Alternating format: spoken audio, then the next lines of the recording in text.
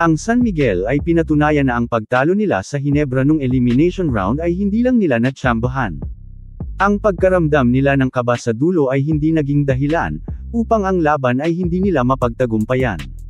Sa laban na hanggang dulo ay dikdikan, ang Hinebra ay kanilang inagawan, upang ang panalo ay kanilang makamtan, at hindi sila maunahan. Ang swerte ay sila ang kinapitan, sa katunayan ay ilang beses nabigyan ng pagkakataon ng Gin Kings, subalit hindi nila nasuklian ng magandang katapusan ng laban. Umiskor si CJ Perez ng 26 points, siyam ang kanyang ginawa sa fourth quarter upang tulungan ang San Miguel na maitakas ang 92-90 na panalo sa Game 1 laban sa malakas na Hinebra. Tumikada si Perez ng 10 of 17 sa field, 2 of 2 naman from beyond the arc, at nakakuha din siya ng 5 rebounds. Nagambag naman si Abay Junmar Fajardo ng 18 points sa 8 of 10 shooting, 9 rebounds at 2 blocks. Nakaramdam ng matinding kompetisyon si Benny Boatwright laban sa Hinebra, siya ay umiskor lang ng 23 points, ang pinakamababang puntos na naitala niya sa 5 laro, matapos niyang mag-average ng 40.5 points. Ang bench ng magkabilang koponan ay hindi masyadong naging factor sa Game 1, 18 points lang ang ginawa ng San Miguel.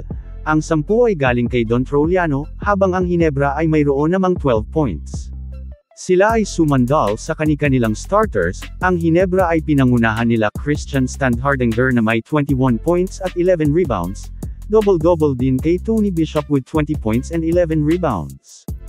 Kumonekta ng 9 na 3-pointers ang Hinebra, kumpara sa 6 lang ng Beermen, masakit din sa mata ang kanilang free throw shooting na 8 of 19 lang.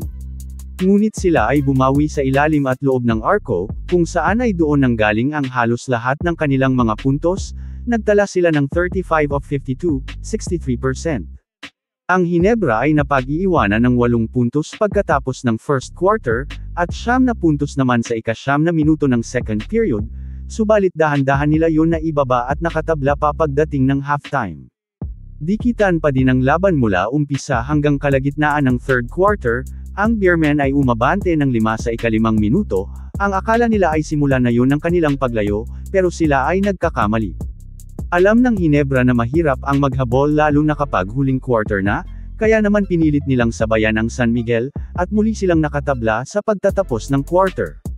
Lumamang na ng 6 na puntos ang Gin Kings, subalit sila ay ginulat ng San Miguel nang gumawa sila ng 7 sunod na puntos upang ibalik sa kanila ang isang abante at masira pansamantala ang momentum ng Hinebra.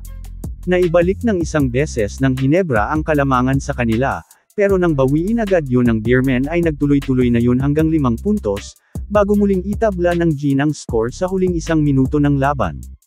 Ang San Miguel ay 4 na beses napunta sa foul line para siguraduhin na ang panalo, ngunit 2 lang ang kanilang naipasok.